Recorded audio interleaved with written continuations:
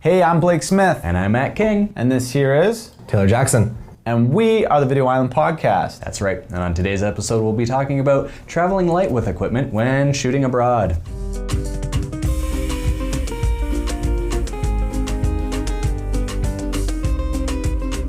Hello and welcome to another episode of the Video Island Podcast. And here today, in-house, we have the one and only, the lovely Taylor Jackson. Now we laugh because my mic was on mute and we actually just had to do this again. Even professionals make mistakes, so... Just the opening section. Just the opening section, yes. We're only like maybe 5 minutes in. But anyways, we have Taylor Jackson in-house. He is a renowned wedding photographer and videographer. He's been all over the world doing that as a gig, but he's also a content creator on YouTube with over 200,000 subscribers. Looking at my notes here, he's a director of several documentaries. He has created a food show with a local chef, and he's also made a rap album with music videos associated to each song. Mm-hmm. So he's a pretty busy man, if you ask me. It's all opportunities. Yes. I feel like that's kind of the thing with video and video skills is that everything is so, I don't know, cross-platform that if you want to make a rap video, you can. If you want to make, I don't know, business content, you can, that you have the skills and abilities. So. Yeah. Now, for our viewers and listeners, this isn't about rap videos this episode, but just to kind of talk on that, me and he's a former employee here, we made a rap video just to kind of, because we do these about us or about me presentations, and normally there's two people who go a day, and then me and him are like, well, why don't we just do something together? And me being the video guy, we're like, well, we obviously have to do something video-wise, and we both like rap, and then we're like, well, why don't we just rap about ourselves? And we just made it one music video, so. It's pretty sweet, we'll share it with you. Yeah, it's pretty cut and dry, because it's just like one camera of him, one camera, like a shot of him, a shot of me, and then a shot of the two of us, and it's just like splicing back and forth, so. It was gritty, you know? Yeah. It was raw. Is that a Wu-Tang? Could have been. Reference? I don't know who Wu-Tang is.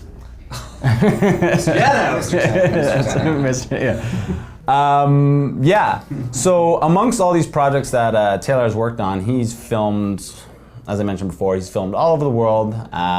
So he's seen everything, he's been there, done that. So he's filmed in places like Iceland, England, Japan, Antarctica, all across the US, Italy, France, Bahamas, Africa, you name it, he's probably been there. Am I right? A lot of places, yeah. Belarus? No. Close. I was at Chernobyl, and Chernobyl is like right there. Just short of Belarus. So. I would say but almost. You could see it in the distance on the horizon. That's right. Yeah. So yes, again, like I said, this isn't about rap videos. We're actually going to be talking today about when traveling, how to maximize kind of efficiency when bringing equipment, and just kind of how to achieve that and just maintain that kind of, I don't know, that I'm lost for words right now. It's kind of just making sure that you're traveling lightly, maximizing the efficiency with the equipment that you have while being abroad on location all across this globe. That can be a challenge and a little intimidating probably at first go, right? Yeah. I would imagine. Yeah. If you're new to this kind of thing. Yeah, and especially if you haven't been to a place either. Right. So I've fortunately kind of, I guess most career trajectories kind of go that you kind of work with the gear that you have, and then at some point you have access to more gear. But I feel like I kind of have access to whatever I want, but I still stay within the bounds of, like, I'll film with like one of the new kit lenses. Like I have no issue if I'm making a travel video or piece of content, even commercially, that I can do pretty good things, I think. And I feel like most people now can do great things with not a lot of camera gear. Like you don't need to bring lights. You don't need to, like audio is now super simple with like little recorder packs. So yeah, it's like make everything fit as small as possible and then just kind of work with whatever you have when you're out there and try not to worry about it too much, because there's always going to be something that you're like, oh, I wish I would have brought that. But just kind of, I don't know, getting creative with what you have, I think is kind of fun. Right. What was your initial kind of allure to travel? Was it just one of those things that you were kind of doing your work already, and then just like the opportunity to travel for work or pleasure came up and you just kind of got into it, and then it kind of snowballed from there? Or like what was the genesis of that? It was, so when I was a kid, like everybody wants, I don't know, does everybody want to have like a travel show? Like you watch, Sure. I would assume, right? Yeah. I'll be honest with you, so me and Matt were in the same class, and when I was living in Kitchener with one of my classmates, it's the show Departed. Departures, that's it. Departures, close enough. They both won awards, maybe. That's right. Yeah. Departed did. Yeah, and it was the two, or I guess three guys, and that's what they did. And they just From like an hour from here. Yeah. And they got this like gig of a lifetime. Yeah.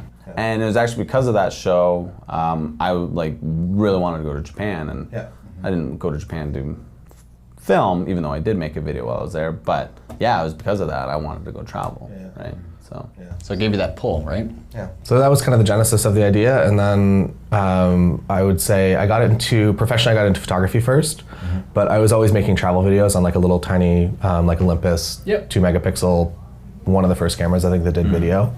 So we went out to Whistler and I did a video of that, and then came back and I realized just at the time it was just way easier to share video or photo content rather than video. Right.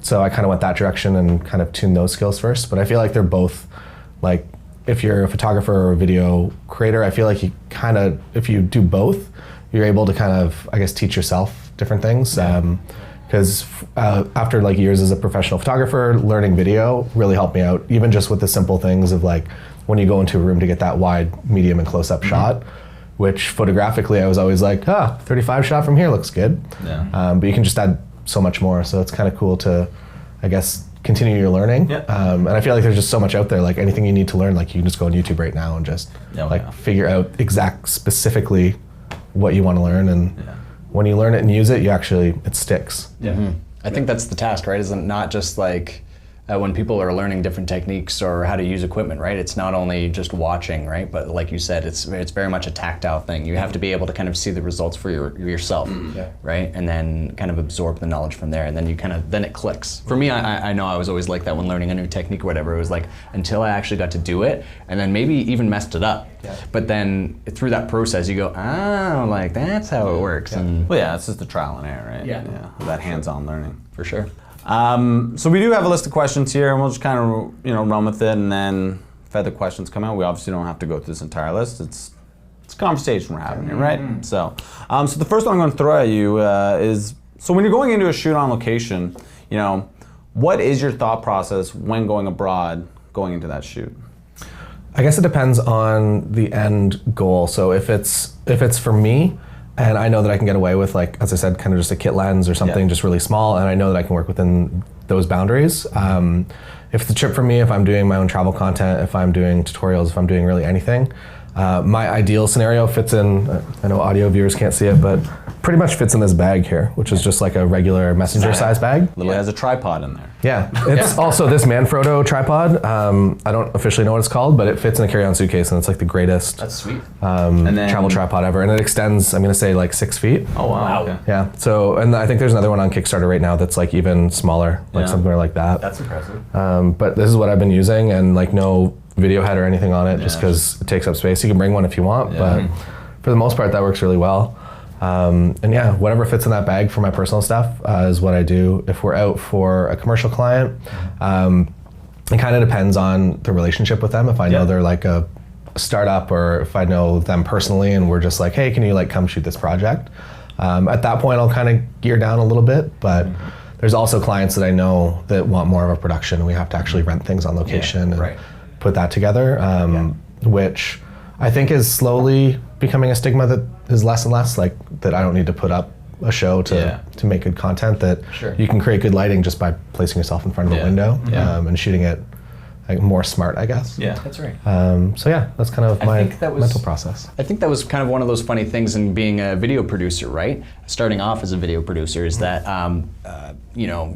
10, 15 years ago, or probably now closer to 15 years ago now, it wasn't strange. It was kind of the standard to come with a video camera, whether it's a DV tape or just rolling into SD card format or other proprietary format cards. You'd show up with this fairly honking camera, right? And then when the kind of the change came within digital SLR cameras or other cameras of that style, these mainly still photo cameras started having this technology to make actually really good video out of the camera, it became super alluring for, obviously, for a price point side of things. For, you know, fresh out of college, you can get a camera for pretty cheap and create pretty amazing video. But even for companies, I worked for a couple of companies that they bought just digital SLR video cameras, and that became their main camera body. And then you just buy a bunch of lenses. But the problem is that, like you said, in terms of gearing up to kind of give that look and effect of money well spent for a client, it became a funny thing at times. It's like, oh, why are you here with like a camera? Like, we're doing video or whatever. It's just like, no, but like with all these elements, like it shoots, like it'll look really good. But then there was this kind of like trust factor that people were like, I don't know, like because they expected some big tank of a camera, right? So it was always kind of a funny thing. But like you said, I feel like that's starting to go away as people become more educated about like even what their phones do, right? For video, which is a pretty amazing tool to just have on the go. Absolutely. And yeah, it even comes down to, I think, just like the client. If it's my ideal client, that means they've probably at least seen a bunch of my content, or they've been like following me for a little while. So they actually, when I go into the room, they know that I'm going to do a good job, so it doesn't really matter what I show up with. Right. But that took like years and years to figure out that was like how to get your ideal client. And that's, I would say that's the hardest part, that like you can learn video skills, you can get good, but actually creating a proper business model and attracting the people that you want to be attracting and working with the companies you want to be working for is like the lifetime goal. That there's no quick answer to that. That's like it's a 25-year question rather than a 1 year. Totally. And then even kind of on that, that note of just traveling lightly and whatnot, like, you know, we've done it several times when we're going to a conference and it's just, we are going to be on a show floor and it's not like we can set up lights and whatnot, because in a lot of these circumstances, you're not even allowed to be filming on the show floor because whoever's running the conference has their own people who they've paid to do it. I've been told to stop recording, I refer to it as a guerrilla style kind of filming, because it's what it is just you're just pulling out the DSLR quickly, micing them up with a lav, and then no lights, nothing else, and then if anything you're using a monopod, or I'd be using a monopod, and it's just like quickly again, like sure the audio is not the greatest because you're gonna have all the you know, the commotion of, you know, just all the hustle and bustle and everything going on, but it is what it is. Like it's obviously known just given the setting when somebody views, but there's been times where, you know, it's like, hey, can you come with me? We'll go to somewhere that's a little bit more quieter, maybe up the stairs. And again, and as you said, like, and these types of places too, like conference, I shouldn't say all of them, but a lot of them are pretty well lit. Some of them aren't so much because maybe it's in a hotel, but still, if, as you said, like, you know, finding an area that's well lit, you know, with windows and stuff, you know, like Bob's your uncle, and you know, everything's easy squeezy, Japanesey. I feel like there's even more honesty in videos like that too. If you recorded the same interview and it was like obviously lit and there was like a crew and everything was perfect, that it almost loses its like testimonial aspect of it when it's too set up. When it's like you catch like a customer on the show floor and you're like, hey, can we just like get your feedback on like this new product that you've been using? I feel like that's actually the testimonial that is the most honest, rather than them like nervously thinking like, oh, okay, I have to film this thing later at like 1 p.m. When it's just spur of the moment, I feel like that's how you make at least honest content. That's right. That authenticity goes a long way, right? For sure. So we kind of mentioned some of the stuff, but my next question actually is, what are your main essentials in regards to equipment when traveling? I use a wide selection of things. I'm sure most of us are probably in the same like gear acquisition, like you just want everything all the time. For the most part, anything that is a new digital SLR, whether it's like a Nikon or a Fuji or a Canon, usually I'm gonna roll with it for at least a little bit. And I've found that pretty much everything does the same job. Regardless of how new and cool and like how much you lusted after it, it's like, okay, this footage is just like, it's as good as.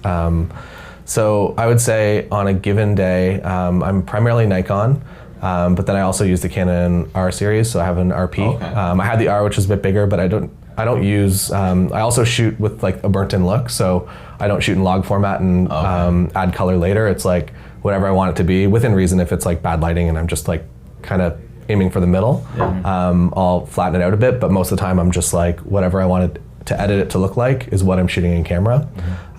So the Canon R is like way overpowered for what I need. So into the RP, which is like crazy inexpensive for how good it is. So I've been using that a lot and I love it. And then I've also been using the Nikon mirrorless series, so the Z6, which is also small. They got a lot of like really weirdly negative feedback at the very beginning, but On the Z series? yeah, like nobody liked it. Everyone was like, this is the worst camera, and like the lenses, I think like the 51, like the worst lens of the year or something. And I'm like, I use this lens and it's like really nice. Like who is the one reviewing this? Yeah. Like what was it? Like what was it that? I think it was more based on the fact that like this mirrorless lens shouldn't exist, I think, rather than the technical quality of the lens, because the lens is actually like one of the better, it's the best 50 they've ever made, because Nikon doesn't make good 50s. Right. But yeah, so the mirrorless series is awesome. The autofocus, like it has the eye autofocus, so That's like huge. everything is just awesome, and it's small and it's inexpensive for what it is.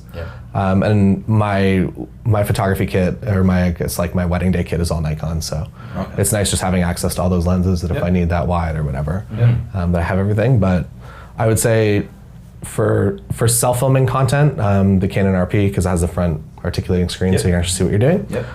But if I'm filming something else, I'm usually on kind of a Nikon Z6, which I do feel like is like one of the best cameras out there for content creation. And then like the colors that come off of it are just like, all the footage just looks amazing. It just looks three-dimensional and almost like tactile. Like if you're shooting wide, you feel like you're actually like at the table or wherever you are. So So aside from the cameras, as you showed us, you have the tripod. Now, is that the tripod you generally take with you? yeah, so fits in standard carry-on suitcase. And I bring this kind of everywhere. It also doesn't alert security, because I feel like we're also in kind of a gray area of like, if you're a YouTuber, am I allowed to go into the EU and film and create content? And I feel like technically you are.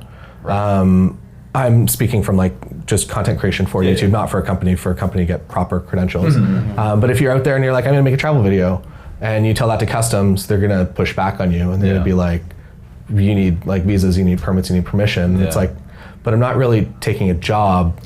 Like I'm creating a job for somebody, or I'm creating promotion for your, but it's so much comes down to that single customs official, like if they're gonna say yes or no. So Well, we had a circumstance where we brought along a Pelican case full of, with our larger Sony camera that we're using to record this right now, along with some other, because it all fit into one case, it just seemed convenient.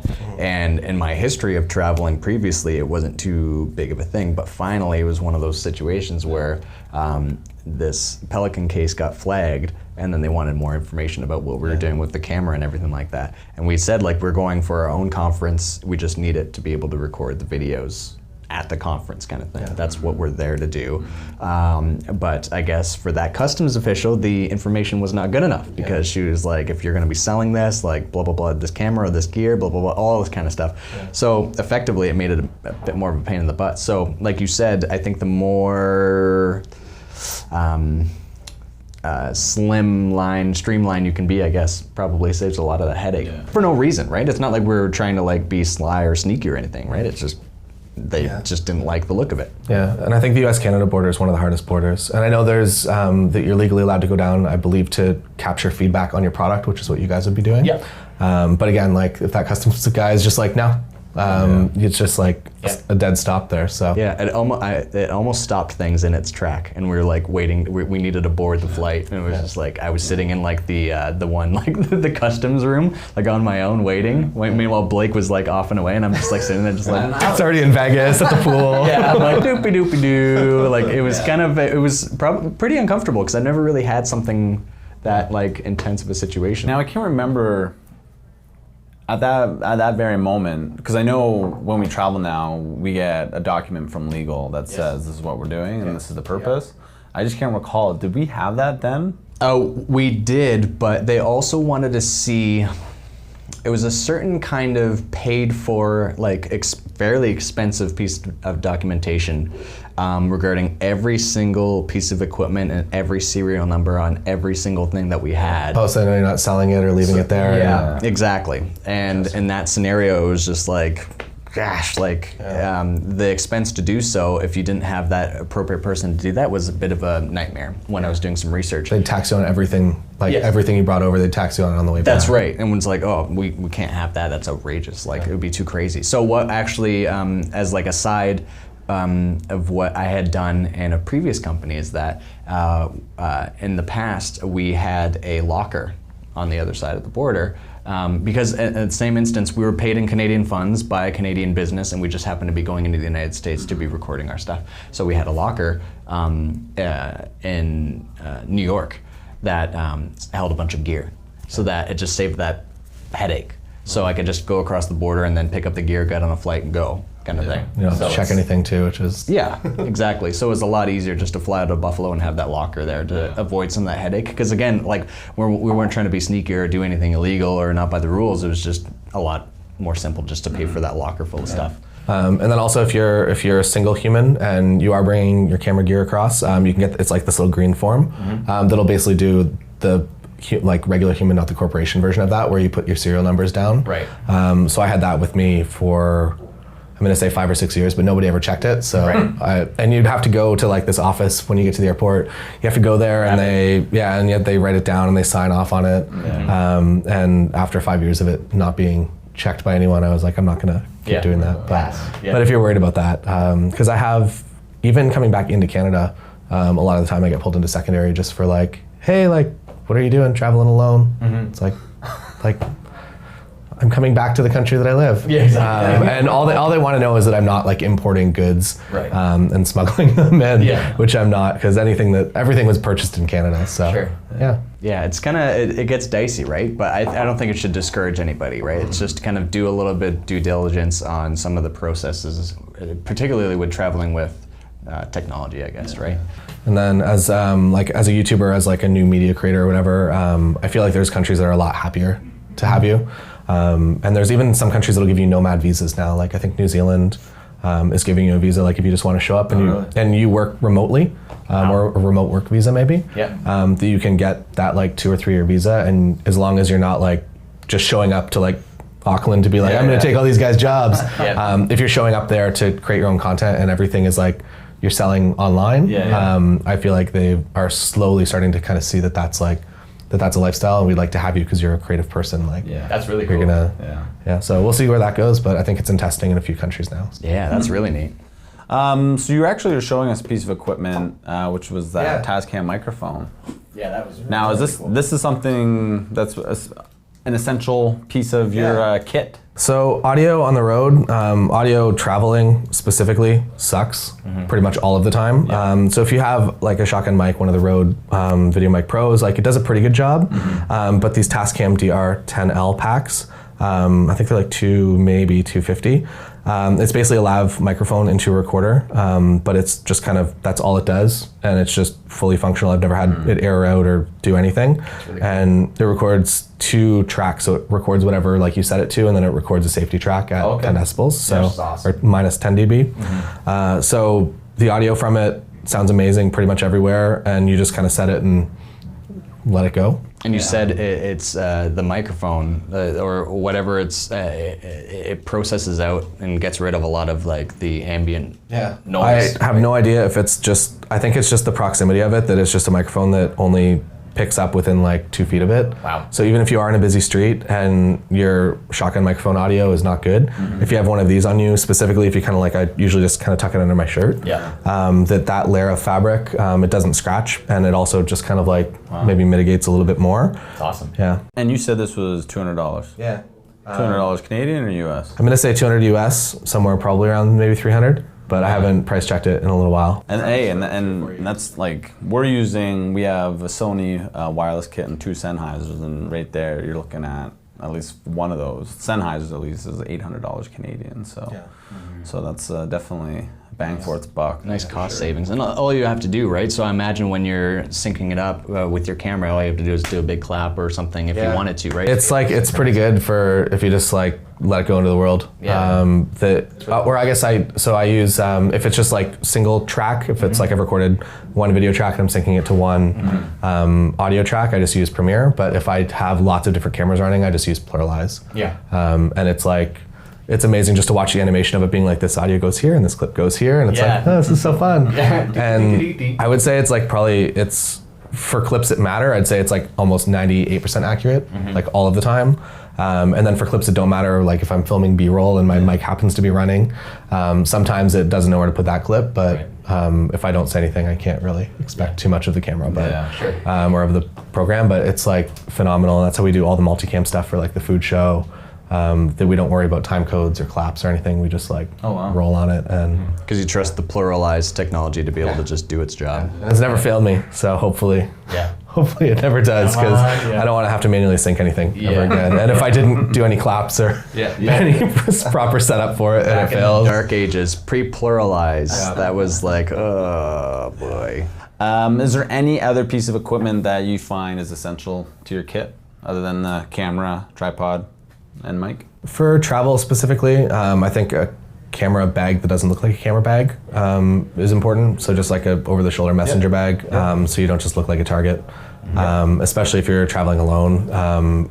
Like obviously have the street level awareness, but the more you can kind of dress it down and not just be out there with like a huge like SLR with a battery grip and like a 7200 like shooting tourist photos. Yeah, wearing cargo shirts with the vest, all the pockets, everything all clipped to you. The belt clips. Yeah, no, that was exactly my thought process. Because when I was in South Africa, I was with I did it through G Adventures, and there was an individual who had like the camera around her neck, and our guide was like, and I think they're going into Durban, and he was like, yeah, you shouldn't be doing that, because you are just like, you're just baiting yourself. Like they're gonna come straight for you, and that's exactly what I did. Was had a shoulder satchel bag and just kind of kept everything in there, and just, if anything, just like wore socks and sandals and just try to blend in.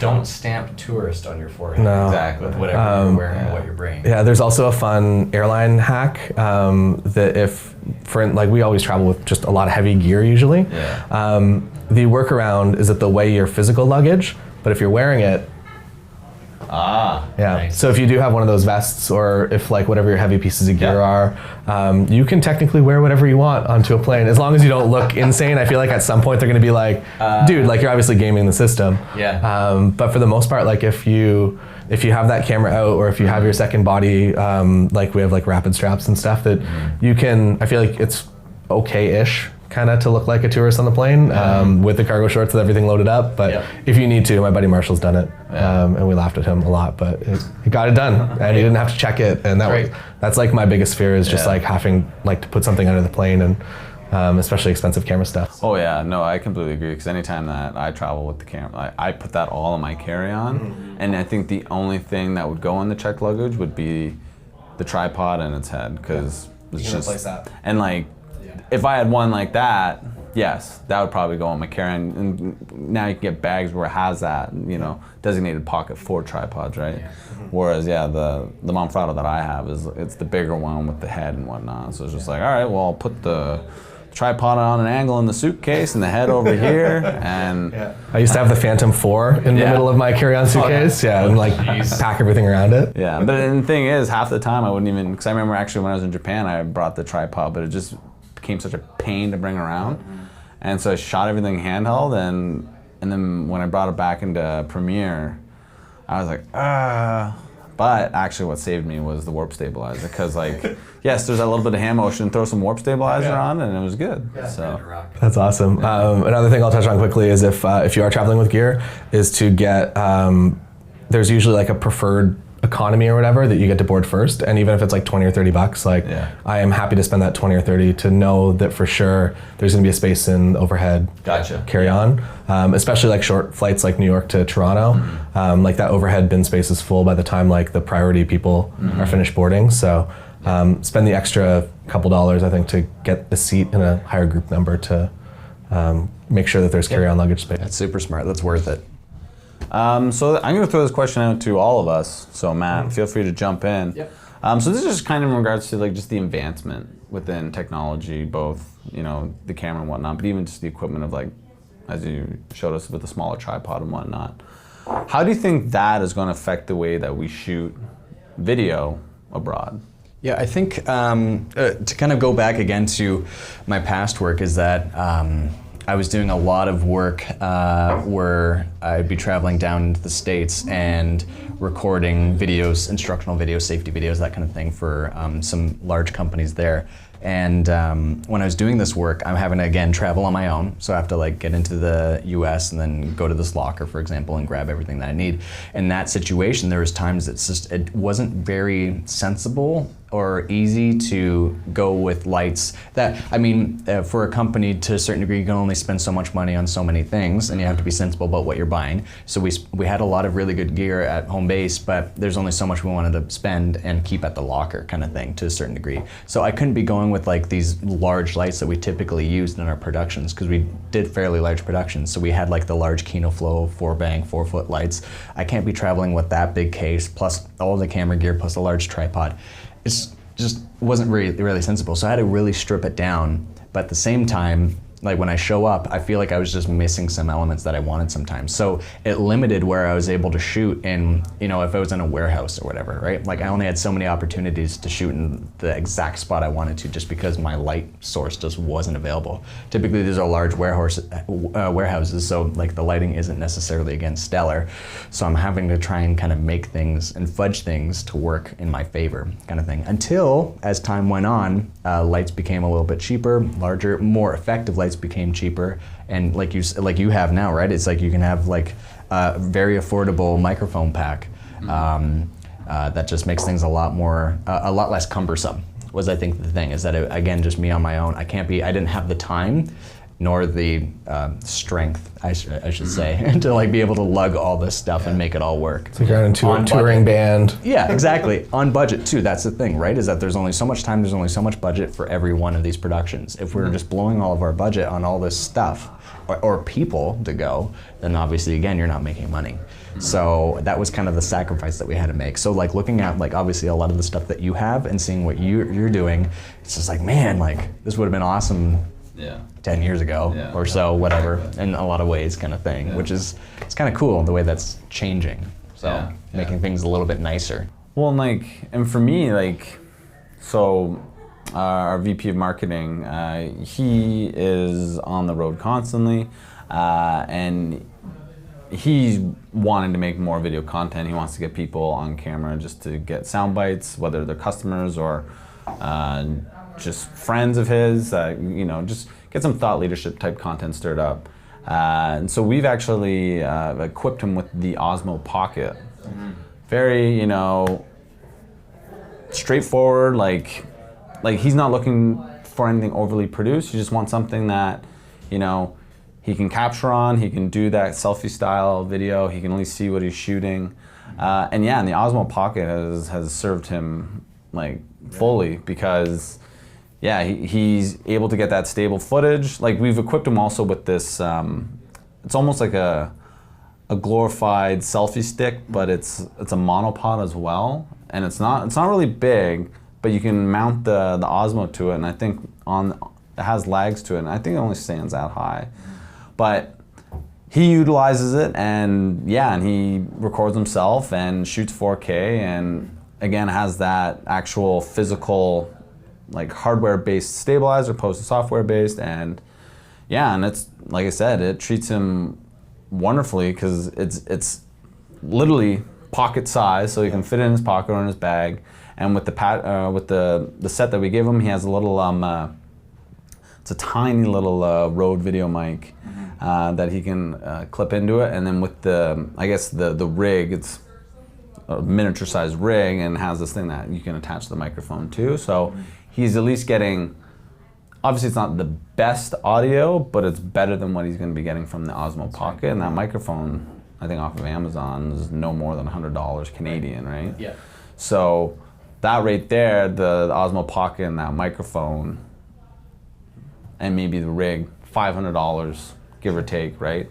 And that's perfect. That's super, portable, easy to take on the road, and super simple to use, right? I think that's a big factor, is the simplicity for people, right? So he's obviously been able to learn things over time, just from working closely with the video team and stuff like that. But to a certain degree, you're only able to absorb so much. So if you're taking one of the larger cameras, or even a mirrorless or digital SLR camera, there's a lot of buttons in there, and for some people it can be intimidating, because for some people, it's probably looking at like the cockpit of a plane, being like, what do all these buttons do? And even if you have it on, like it's on auto, just like hopefully that works.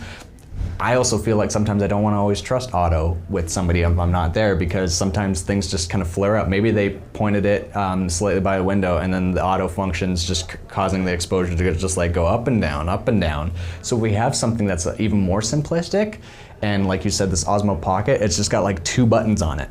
It's fairly like foolproof. It's just like set it and away you go. Like, and it does the rest for you. I think that's like best case scenario for people that like just need that option. And for him going to conferences, getting the content that we need to do our job, it's a pretty awesome tool that we're not sending them again with a bunch of stuff. Just being like, set this up, clip this in here, blah, blah, blah. Don't forget to look for this, blah, blah, blah. But at the same time, it does, like if you connect it up to your phone, you could turn it into pro mode, and that's where you do have the availability. Full manual control. Exactly. Yeah. So. Yeah, Very it's got cool. both options. Yeah, and there's at least the new line of just like the point and shoot, like the Canon PowerShot G7X3, I think.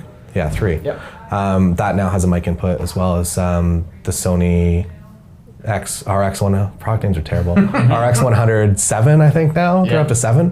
That has a mic input too now. So even just like one of those like little video mic goes or whatever, with a point and shoot, like I feel like that's super comfortable for anyone. And I think the lens is like, on the Sony, I feel like it's like a 1.8. Yeah. Right. So even though you're at crop, you don't get like very shallow depth of field, but it feels like you're shooting with an SLR with like a lens, as long as you're close enough to the actual camera. Yeah. So it'll be interesting to see how that goes. That's right. It's pretty amazing to think about like what a point and shoot can do for a lot of people, right? And I think that's the thing for a lot of folks too, is that whether you're you're doing this as part of like the business and you're kind of tasked with this job, or maybe you're just you're a consumer and you want something for yourself. There's a lot of people that gravitate towards a digital SLR for their first camera, but then they buy the kit lens and then they just kind of stop buying stuff because they didn't do all the education to realize what they needed to buy next to be able to really get the full look and feel out of that camera, right? But with these point and shoots, they're becoming a lot more capable and give you pretty amazing results for a lower price point. That people, like before when you talked about point and shoot, a lot of people were like, no, like I don't want a point and shoot camera. Like I want something like cool and like very technical. But like they do pretty amazing stuff these days. I would say like the new point and shoots that are coming out, those 2 specifically, like I would recommend that somebody get that over an entry level DSLR. Like you're gonna get better quality out of it. It's easier to use, and you're not gonna get fed up when you shoot that with the kit, like the DSLR kit lens, and you're like, oh, just like. It didn't make me look as good as I thought it would. Totally. And then the other thing that I'll touch on quickly is I have an Insta360X, which is like the first 360 cam that I have purchased because I didn't think the quality was really there until like the past iterations. I think the GoPro Fusion's probably good as well. But with the Insta360X, it's essentially replaced all of my kind of GoPro style footage that now if I'm like doing something that would usually require a GoPro, I just have this thing out on a stick, and basically it's the selfie stick, but then because the lenses, the way that they're offset, it makes the stick disappear. So it's just this like floating orb camera, which looks dumb if you're holding it like this and you're like walking around, but if you have your hand in your pocket or if you're holding something, or for like my tutorials, I'm usually doing something with the camera that I can kind of rest it up against a tripod, and it literally looks like you just have a video person following you around. Because you can like rearrange pick your shot essentially. You keyframe it in post. So that's the downside, is that it adds more like back end work. But the software for it is good. Like I haven't had any struggles with it, and I feel like it's like this is the first year that it could be used professionally, because the full 360 is like I think 5.7K. So you can pull multiple 1080 frames from that, and then by just like, for instance, me, if I'm like out walking around on a street and I have one of those Tascam packs on because the audio from it is terrible, but it's good enough to sync it. So you can be walking around, you can be getting the selfie shot, and then if you're talking about stuff, you can keyframe that to that in post, and you can make something that's like really good and really easy. But yeah, because now that you say that, because I remember I watched a video with Peter McKinnon, and he did something like that when he was on a Sea-Doo. And he just made this and it's just him holding it while riding the Sea-Doo.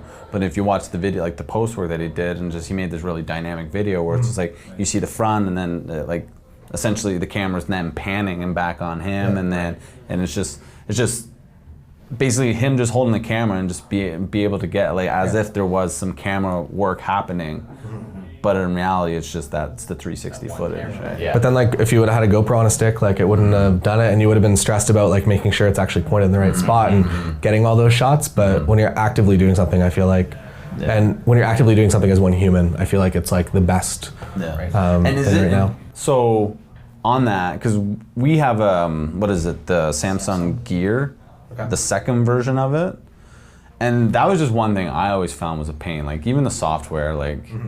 It would always crash on me sometimes. I don't know if it's just because it just doesn't get along with Mac or whatever, but I always just found it was always just a pain to work with, and just, I don't know, even just like exporting it out from the Sam, because that's the thing, you couldn't use that footage unless you used the native app. Yeah, you can, I can't speak to the other ones, but I know for Insta360, they have plugins for Premiere now. Okay. So you can load footage like right from their weird fisheye video files into Premiere.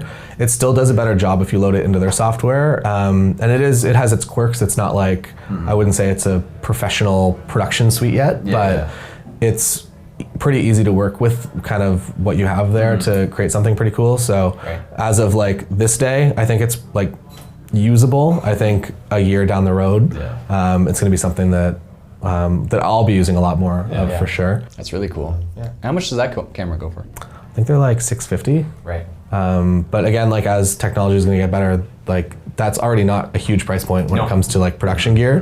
That device is probably going to be like $350, $400 next year, and then they're going to put out the Next one. Yeah, I think there are higher end versions of it, but I feel like that the 360 One X is just kind of the one that I hooked into, and it mostly came from the fact that like my buddy has one, and we were out on a boat in New York, and he had the stick kind of over the back of the boat, and from there it looks like there's like a little drone following you because the stick disappears. So you have like the wake and everything behind it, and when he edits from his phone, because it's I would say it's more, the software is better on your phone than it is on computer, but it's still usable on your computer. But you just like pan around, and so like whenever he wants a shot, he just hits record, and then he's like, and down here, and like full like VR mode, and cuts his video from it. Yeah. Wow. Yeah.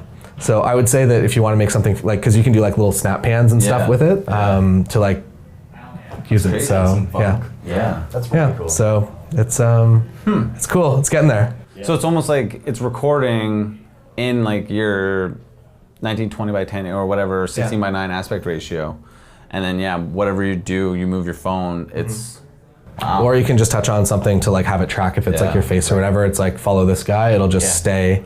No matter what. And then you can like export that 16 by 9 video. Wow. Yeah. Wow. Okay.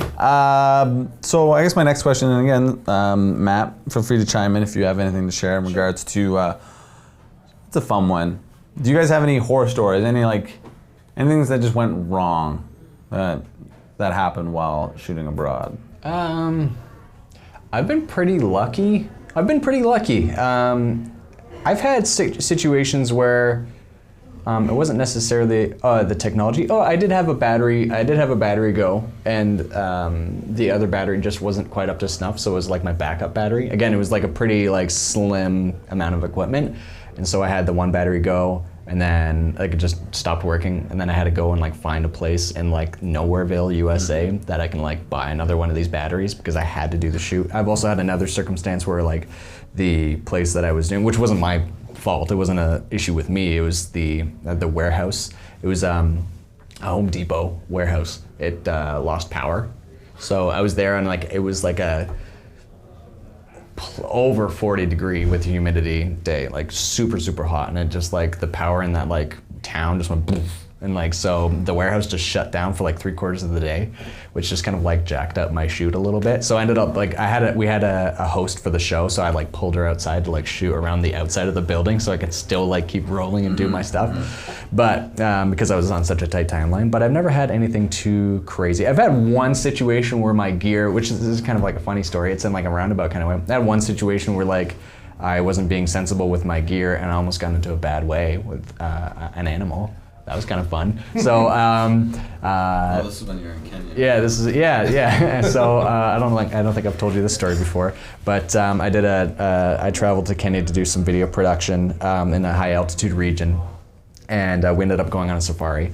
And so on that safari. I was grabbing video and photo along the. We were there for about 6 hours, and about hour 5.5 in, we end up at this baboon cliff kind of thing. So there's all these baboons kind of going around. And so I had my camera, my digital SLR on a monopod, and I was kind of moving around, grabbing things. And then at one point, my friend who I was there with, he didn't want to get out of the car. He was too afraid. He's like, I'm just going to stay in the car. So I ended up getting video and photo of the main, like, you can tell he's like the big daddy baboon. He got up on this Toyota Corolla and was like trying to figure out his way into the car. And I have a photo of him like straight from the side of like the baboon looking upside down with his tail up to the sky through the back window, trying to look in, trying to figure out how to get in. And my friend's like in the window just like, waving, hello. But what I did, and I wasn't thinking, is that the baboon eventually lost interest because another like a tour vehicle came up as well. So the baboon kind of scurried away. We were there for a little bit longer. And what happened was I wasn't thinking about that baboon being interested in the car anymore. So I had the monopod fully extended, and I ended up, my other friends got in the vehicle, and I opened up I was in the back driver's seat door behind the driver, and I opened up the door, and then I went, like, I had this moment of like, wait, where's that baboon that wanted to get in the car? In this moment, in the split second, I kind of turned and I looked, and maybe 25 feet away or so was the baboon sitting under a tree. And no word of a lie, I'm not exaggerating, I saw its eyes go boop, and then it just started going hand over feet running at me.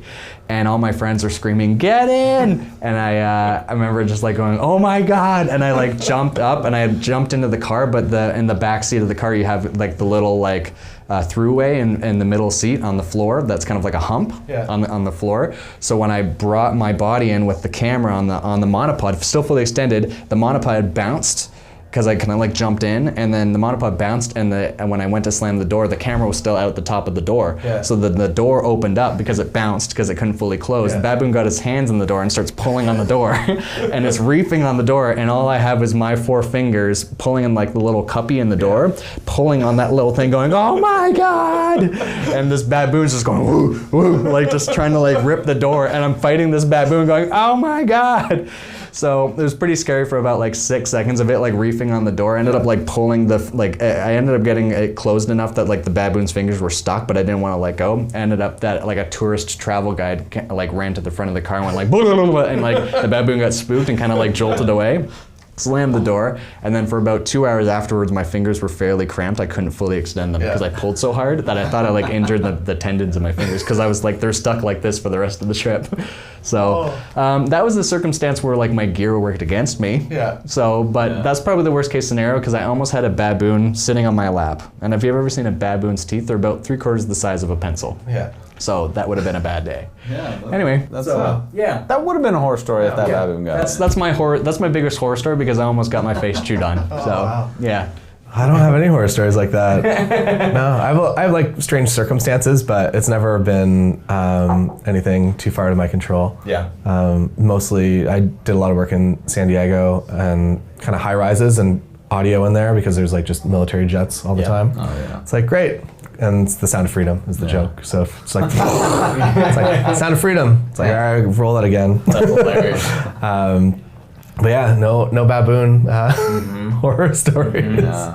I think there's all these elements that kind of come into play that, again, in a situation where you're coming into, and it's not kind of home base, right? You don't know necessarily where you're going into. Like you said, you just happen to be in an area where there's lots of jets going overhead, and it's a factor that you have to deal with, right?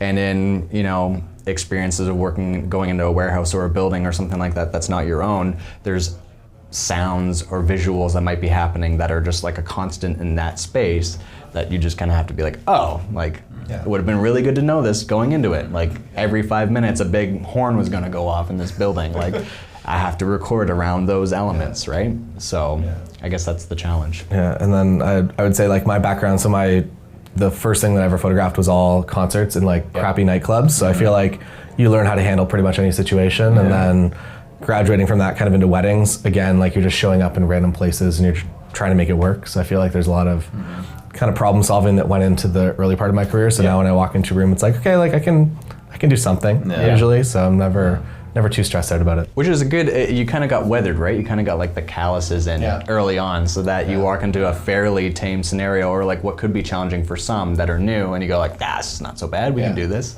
Yeah, I remember I was actually at a lot of those concerts in those crappy nightclubs. So I remember your photos growing up. Like, you're like, oh yeah, the band photos, that was a big thing. It was, I thought it was always cool that we could just make crappy like little nightclubs in Guelph look like they were like substantial. So big rock houses, right? Yeah, big rock house the size of this room. And that's right. Yeah, that's right.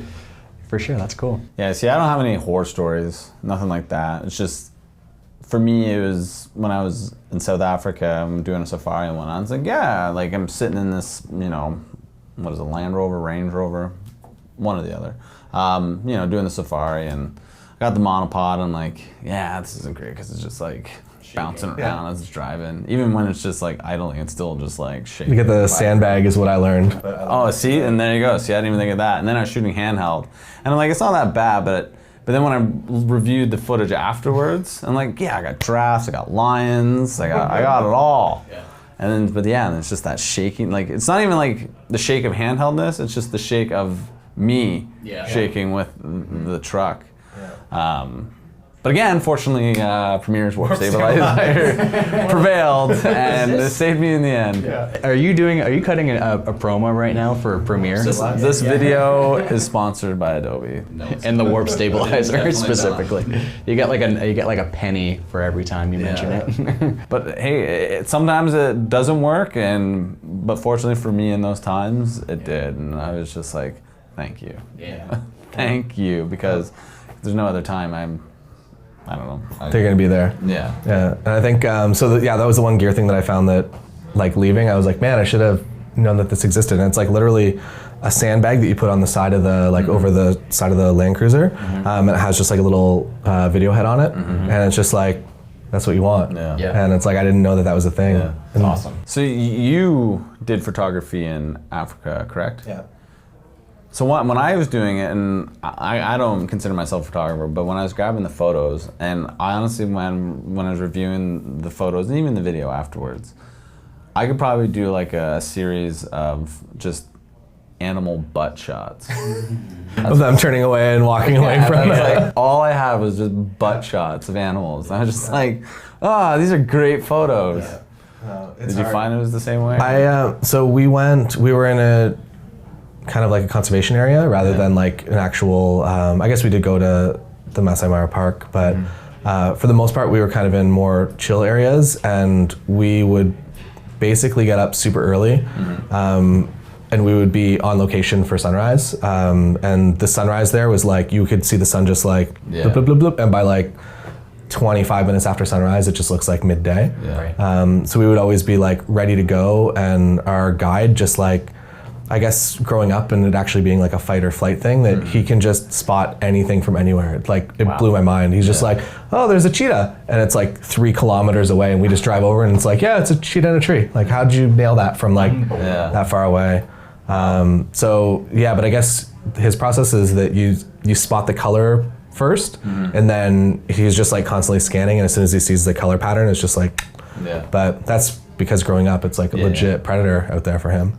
That's impressive. Yeah, so we noticed in like the super early morning and sunset, animals were cool to kind of be around and to look at us. And then we also did a walking safari, which is like super terrifying. So we left our camp, and I'm gonna say 10 minutes walking, our guide just like puts his arm up and we stop, and there's just a lion staring at us, just like, and then our guide just like, they have a gun just in case. And he's just like,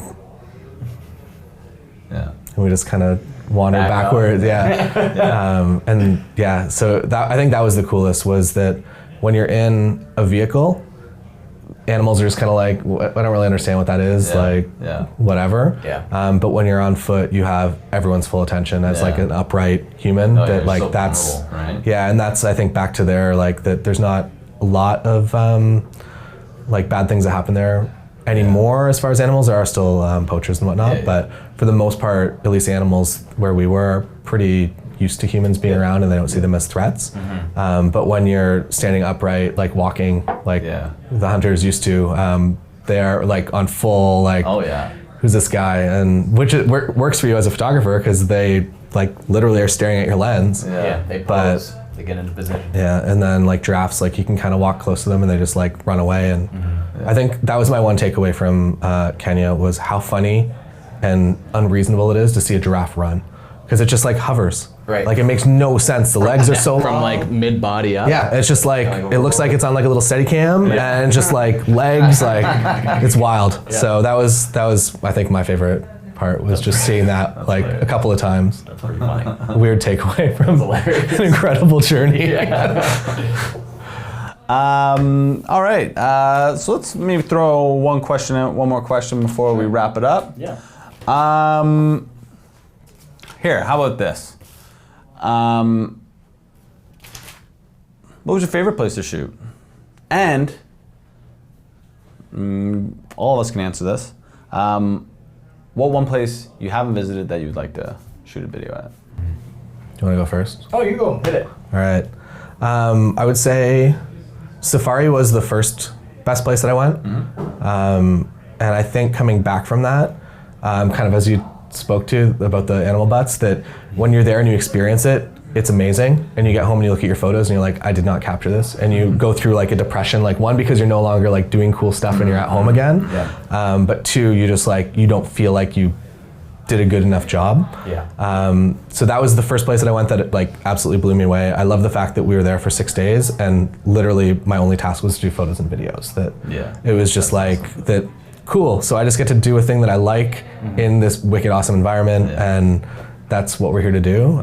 So I love that. And then when we went to Antarctica, it kind of stepped that up. That it's like animals and landscapes and just like the uncertainty of everything. Like crossing the Drake, you don't know if it's going to be the most beautiful thing or if it's going to just be like torrential, like the National Geographic waves crashing over the front of the boat. So there's a lot of like leading up to it. That was the only trip that I was like legitimately nervous and stressed about how bad it could potentially be. And then you get there and everything's amazing, and it's like, again, like you get a week with your cameras to just like do whatever you want. You're out on Zodiacs and you see animals and the landscapes are amazing. I would say that if I could go back and think about all the money that I spent on other trips that weren't that Antarctica trip, and I could have like parlayed all that into an Antarctica trip, I should have done that when I was like 21, 22. I think that was one. From just like a world perspective, I feel like it does a lot of good things as far as just like global warming and like aligning yourself to a place that you only really see on videos. And then too, just the photographic opportunities are just like off the chart, next level. So yeah, I would say that. And then the one place I want to go, there's a panda kindergarten in China that I want to go to. Oh, that's cool. Yeah. That'd be So much more reasonable than Antarctica to just like go to a panda kindergarten. It's like $100 or whatever to bottle feed a panda. Right. Yeah, but I want to do that. Yeah. So that's like the thing. But then I don't have anything after that. So if I do that, then I have to Search for the next one. It's just been the only bucket list thing for a long time. So I feel like I almost can't do it. What about yourself? Yeah, I think to kind of echo that, the places I was fortunate enough to go into in Kenya and the experiences I got in those 5 weeks was pretty amazing. Yeah, just the landscape, the people, just being able to capture like these kids just being so fascinated with you, but you're so fascinated with them and how they just interact with you in a different way. Because again, I think in these small villages, they're not used to seeing somebody like me with all this funky stuff. So being able to just have that experience and just like this just kind of like admiration, I think was a really cool thing. On top of course, the being on that safari trip was just like, wow, like so cool. And as dangerous as it was, it came, obviously I got a mountain of memories from it. I think that was amazing. So one place that you'd want to go? Yeah, one place I'd want to go. I haven't, my mother is from Wales in the UK. I'd really like to go there, do like Wales, Scotland kind of thing. I haven't been in a very long time, so I'd love to be able to go now with my capabilities. I haven't been there since I was a kid, so being able to go there and just be in like the Highlands and go to Wales, and a lot of it's like kind of hilly, mountainous regions, and you're kind of like above the clouds with like sheep and just like green space. I think just the visuals of like all that old history and the castles just on the side of hills, like I'd love to be able to just go and have some fun. and military jets too. Yeah, Do you know that place? No. I forget what it's called. It's basically it's where the RAF do their training through like hills. Oh, so there you go. So you can, if you hike a mountain, you can be above where the like F-16s and stuff are going through. That's awesome. So photographically, that's maybe another bucket list item. But it's so random because they have their schedule kind of posted, but they adhere to it or they don't. So sometimes you just sit on top of a mountain and nothing happens. But some days you get like 25, 30 planes coming through. And that's in Scotland? I believe it's in Wales. In Wales, like it's yeah. in somewhere around that area. Awesome. Well, that's being There you added go. to. That's being added That's to the it. list. It's weird. I was just recording this nice sheep over here, and we're like, oh my god.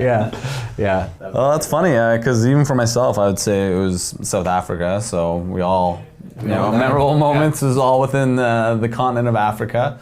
But for me, it was more so, it was the certain experience. There was something I always wanted to do, and this was more just pure pleasure, and it's just something I wanted to capture so I could always reflect on it. But was when we were in Simonstown, which is just on False Bay, it's like 45 minutes outside of Cape Town. I did cage diving with great whites. Nice. And now I was only equipped with a GoPro, but still be able to be in the cage and record as we had three. Well, when I was in the water, there was one, but even just being on the boat and walking around the boat and just looking off the side and seeing a great white swimming around. We had three of them. It's just super surreal, to be in that moment. And and I was the first one to get into the cage, and just the mixed emotions of adrenaline, excitement because this is something I really wanted to do. The fear because one, yes, that's a massive fish, and two, it's winter and it's the Atlantic Ocean when we went, so the water was freezing. So it's just like, here we go, and they're like, get in.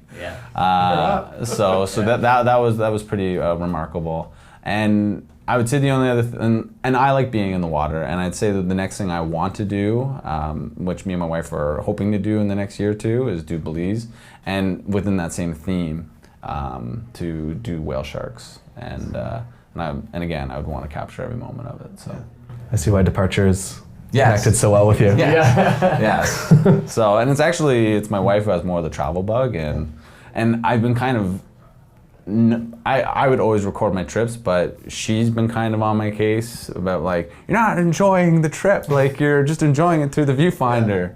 And I totally agree with her, and that's why, some of our previous trips, I was just in Portugal and I didn't even bring the camera because it's just just absorb it through my eyes, not through the lens. I actually was on a podcast a few weeks ago, and I kind of talked about the fact that I have very few memories whenever I'm actively filming something. That when I go home and I watch the footage, it all comes back. But I feel like my memory is actually of whatever the video clip is. That outside of that, unless I'm actively disengaged, I feel like I just don't have as many memories, which is something that looking back I'm I wish I would have maybe chilled out and not filmed so much. But when you're there, you're I need to capture everything. I don't know why, I just need to film this. Exactly. I think that's a good lesson for people going forward, right? Is when you're traveling or elsewhere, make sure that if you do have that opportunity, it's take a break from that camera, and then also don't miss those moments. Be prepared, but just kind of let your eyes absorb the thing. If it's a paid gig, then yes, then you're working. That's what you're supposed to do. the train show. But if you're obviously paying out of your own pocket and you just wanted to capture it, you got to kind of find that healthy balance of enjoy the trip, but also at the same time capture enough at least, because next thing you know you're oh well, I only captured a day's worth, and it doesn't really encapsulate my entire trip or whatever. For sure. So last thing before we sign off is just any tips, tricks for anyone who wants to film abroad. Anything that we didn't cover, or your big kind of tips when somebody asks you I'm going to travel? I would say a big helpful thing is that if you can find a second video person or assistant in the location that you're going to, it's super helpful. So Instagram makes the world so small that if you find another creator, that you can easily pay them if they live in the city that you're at, which brings the cost down significantly from flying somebody. And then also gives you the local knowledge of everything. We've found cafes, places that that myself going into couldn't have filmed in, but because this dude's just it's his cousin's shop or whatever, that we're able to, it just opens up opportunities, and it's well worth to pay somebody to come, Yeah. hang out, film some things, and make a better product, and also just like make your life so much easier, especially when it's a travel assignment. For sure. That's huge. Do you have any tips, tricks? Yeah, no, that's a really good one. Yeah, I think just do your research, right?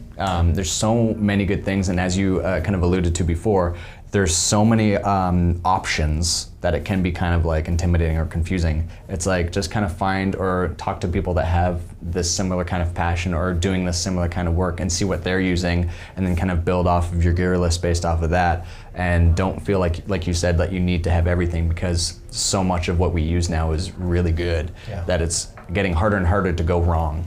So I think just being able to do that research ahead of time and then testing out all this stuff before you leave so that you're really comfortable with it makes you that much more proficient with everything that you're using when you're there, right? So I'm very much like that. It's like anything, if I'm going to travel, I grab all my gear that I'm going to use. Even though I'm used to it, I'll still make sure that everything's working properly so that when it's on the plane or wherever, I know that it's ready to rock. And then even still, I'll still kind of test everything the night before my shoot or whatever. I'll still go and run through everything so that it's like ready to rock. I think that just kind of like that prep work ahead of time makes you just not worry about any of that kind of stuff. You shouldn't have to worry about the technology just working as is, right? That should be the last thing on your mind, so you can just focus on where you are. So I think that's a big factor. For me, and just like based off my experiences, I'd say it's just based off obviously the itinerary of what you're doing, is just to be obedient about what you need. Like from my experience, like I've just brought everything, and it's just like, well, I've only used 1/3 of it. Right. And so an example being bringing a tripod. Well, I don't really need the tripod, but if I do want to have that, at least those multiple points of contact to make it as stable as possible, that's why I bought the monopod and went that route. Same thing, bring 3 lenses. Past 2 times I was, filming or whatever, I use this lens majority of the time. So it's just obviously based off the itinerary, that's when I'd kind of hone in on what exactly I need. Obviously, like doing the water stuff, I'm not gonna bring my DSLR into the water, so I'll grab my GoPro, right? So based off that type of stuff, really kind of discipline on what exactly you need to bring. Yeah, and then suddenly you realize, particularly if this, like you're just getting into that, it's like you don't need to spend nearly as much as that you thought you needed to spend. So there's cost savings involved there too. And there's always somebody that's buying more gear than you, so you can always buy it secondhand off the dude that pointing at me. Totally. That it's like find use things as well. It'll save you a lot of money. Totally. Yeah, I feel like you could probably start up your own little buy and sell page on your own. Sometimes of the year. All right, add that to the list of things that he does. Yeah, exactly. New business. I run a buy and sell. All right, cool. Yeah, no, thank you for being on the show. And that wraps it up. So that's all I'd say that covers a variety of topics in regards to things to do when traveling and filming abroad. I guess any other closing notes? No, just make sure, like, if we didn't cover anything, feel free to comment and holler. If you want to get a hold of Taylor. Do you want to plug anything? Instagram, I'm at Taylor Jackson. All right. Keeps it simple. Get at it. All right, take care. See you guys. Thanks for watching this episode of the Video Island podcast brought to you by Vidyard. You can subscribe to the audio version on your favorite podcast platform or check out more videos here.